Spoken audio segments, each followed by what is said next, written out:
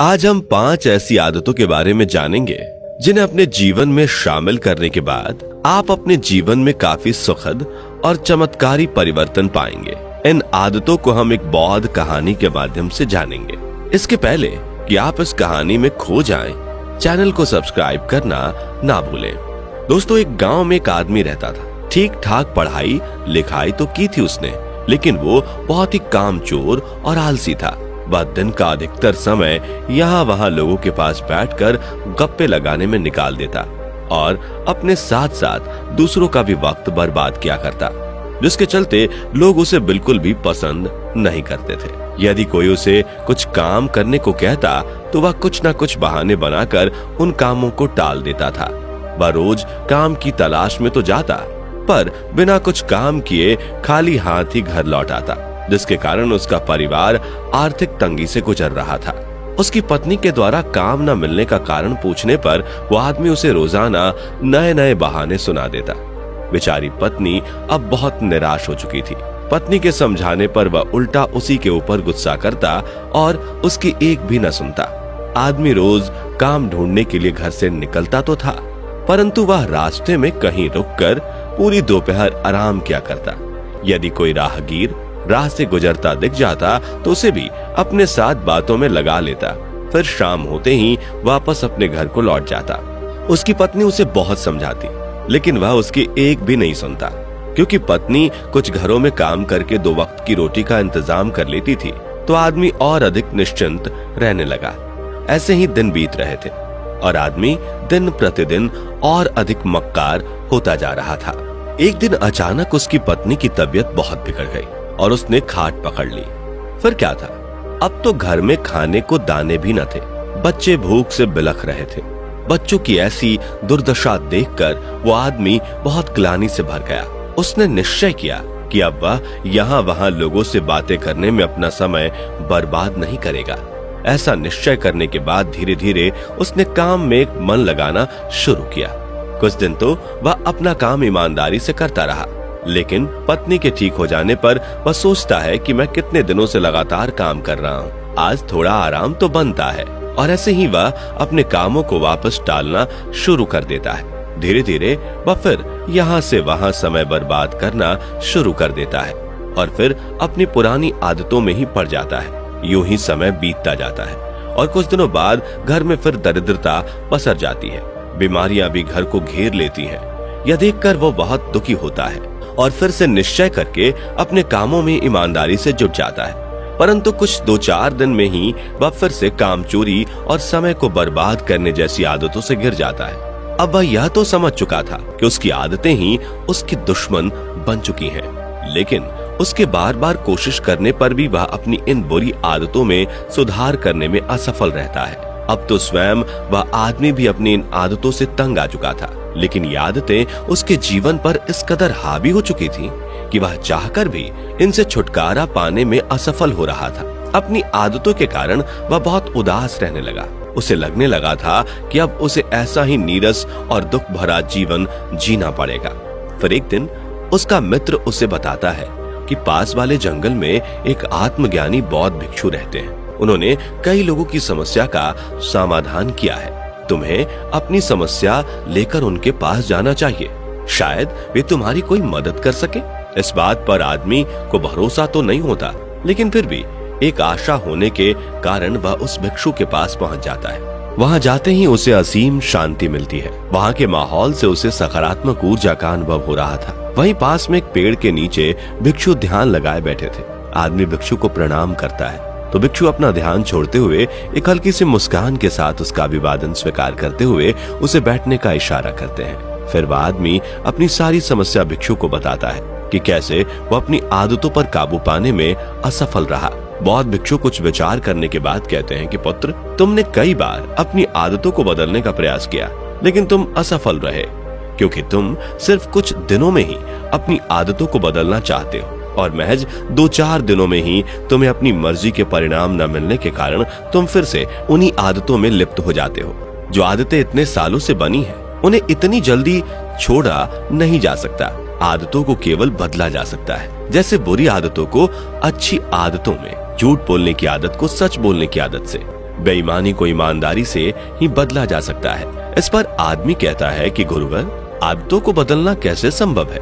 आप ही मुझे कोई मार्ग सुझाइए। भिक्षु आगे कहते हैं कि आज मैं तुम्हें 5 ऐसी आदतों के बारे में बताता हूँ जिन्हें अपना लेने से तुम्हारी सारी बुरी आदतें अच्छी आदतों में बदल जाएंगी। भिक्षु आगे बताते हैं कि पहली आदत है ध्यान करना। ध्यान करने से हमारा शरीर और मन दोनों ही तनाव से मुक्त रहते हैं और हम बहुत ऊर्जावान महसूस करते हैं। आजकल हर कोई या तो अपने बीते हुए कल का विलाप कर रहा है या फिर आने वाले कल की चिंता में डूबा हुआ है। कोई भी वर्तमान में जीना नहीं जानता और वर्तमान में जीने का केवल एक ही जरिया है, ध्यान करना। ध्यान करते समय व्यक्ति गुजर रहे एक एक पल को साक्षी भाव से महसूस करता है। फेफड़ों के भीतर और बाहर आने जाने वाली श्वास पर भी उसकी नजर होती है। इसलिए ध्यान को अपने दैनिक आदतों में शामिल करने से हमारा मन यहाँ वहाँ भटकना बंद कर देता है। इस तरह ध्यान हर प्रकार की मानसिक समस्या का समाधान करने में सहायक होता है। इसके बाद भिक्षु बताते हैं कि दूसरी और सबसे महत्वपूर्ण आदत है शुक्रिया अदा करने की आदत, जो पूरी तरह आपके जीवन को बदल सकती है। यदि आप छोटी छोटी बातों के लिए धन्यवाद करने की आदत को अपना लेंगे तो आप देखेंगे कि हर परिस्थिति आपको सरल और आनंद से भरी हुई मालूम होगी। क्योंकि जब हम अपना ध्यान हमारे पास क्या नहीं है इस बात से हटाकर हमारे पास क्या है इस पर केंद्रित करते हैं तो हम अपार खुशी का अनुभव करते हैं। हमें खुश होने के लिए इंतजार नहीं करना चाहिए कि जब मैं ये हासिल कर लूंगा तब मैं खुश हो जाऊंगा। आज जो कुछ भी हमारे पास है उन साधनों का शुक्रिया अदा करना चाहिए और यह समझना चाहिए कि हमारे पास 2 वक्त का भोजन, पीने के लिए साफ पानी, रहने के लिए एक सुरक्षित घर है। कितने लोगों के पास तो ये आधारभूत सुविधाएं भी उपलब्ध नहीं है। वे अपना पूरा दिन अपने परिवार के लिए 2 वक्त की रोटी कमाने में लगा देते हैं और कभी कभी तो उन्हें इतना भी नसीब नहीं होता कि अपना और अपने परिवार का पेट भर सके। इसलिए हमें धन्यवाद देना चाहिए।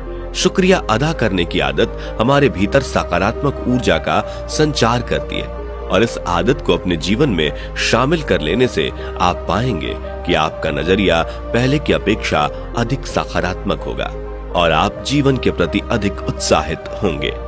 भिक्षु ने कहा तीसरी आदत है किताबें पढ़ना। दुनिया के सारे प्रश्न के उत्तर किताबों में छुपे हुए हैं। तुम पहले इंसान नहीं हो जिसके मन में ये सवाल उठे हो। तुमसे पहले भी कई सारे लोगों ने इन प्रश्नों के उत्तरों को खोजा और कुछ ने इन्हें किताबों में लिपिबद्ध कर दिया।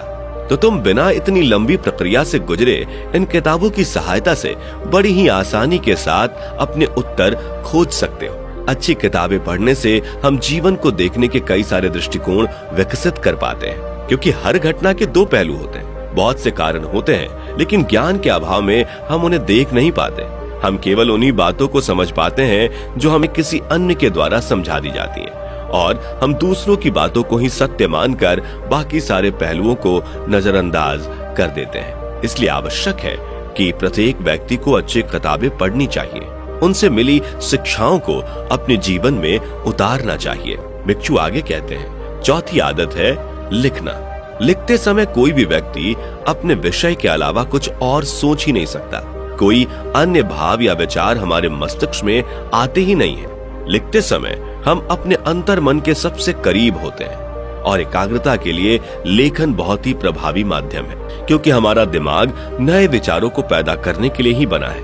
परंतु जब हम अपने पुराने विचारों में ही उलझे रहते हैं तो नए विचार अवरुद्ध होते हैं, जिससे व्यक्ति की रचनात्मकता पर भी नकारात्मक प्रभाव पड़ता है। इसलिए हमें आवश्यक बातों को एक कागज पर लिख लेना चाहिए ताकि समय पड़ने पर वह जानकारी हमें सहज रूप से प्राप्त हो सके और हमारा दिमाग नए विचारों के लिए स्वतंत्र हो जाए। भिक्षु आदमी को बताते हैं कि 5वीं आदत है आप जैसा भविष्य में खुद को देखना चाहते हैं अभी से ही ऐसा व्यवहार करना शुरू करें जैसे आपने वो सब कुछ हासिल कर लिया हो, क्योंकि हमारा मन बहुत अधिक शक्तिशाली होता है। व्यक्ति अपने विचारों की शक्ति से किसी भी इच्छा को यथार्थ में बदल सकता है, क्योंकि हमारा मन जिन विचारों से घिरा होता है वह उसी प्रकार की परिस्थितियों को अपनी ओर आकर्षित करता है। जिस प्रकार कोई योद्धा युद्ध के मैदान में युद्ध जीतने के पहले अपने मन में कई बार उस युद्ध को जीत चुका होता है, इसी प्रकार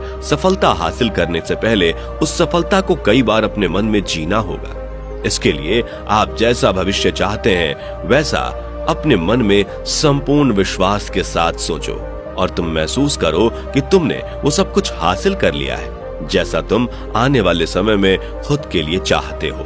भिक्षु आदमी से आगे कहते हैं कि जैसे कि तुम इन छोटी छोटी आदतों को अपने जीवन में शामिल कर लोगे, कुछ ही समय के बाद तुम अपने जीवन में एक सकारात्मक परिवर्तन महसूस करने लगोगे। तुम पाओगे कि अब तुम्हारा मन सदैव ही आनंद उल्लास से भरा हुआ रहता है और तुम्हें पता भी नहीं चलेगा कि कब तुम्हारी बुरी आदतें अच्छी आदतों में बदलने लगी। इन आदतों को आप अपने जीवन में अपनाकर अपने जीवन को खुशहाल और समृद्ध बना सकते हैं। तो दोस्तों, आज हमने जाना कि कैसे इन 5 आदतों को अपने जीवन में शामिल करके हम कुछ बुरी आदतों को बड़ी ही आसानी से अपने जीवन से दूर कर सकते हैं। उम्मीद करता हूँ कि आपको यह प्रेरणादायक कहानी पसंद आई होगी। आपको इन सभी आदतों में कौन सी आदत सबसे अच्छी लगी, कमेंट बॉक्स में कमेंट करके जरूर बताएं। और आगे भी ऐसी ज्ञानवर्धक कहानियां सुनते रहने के लिए हमारे चैनल को सब्सक्राइब और फेसबुक पेज को फॉलो करना ना भूलें।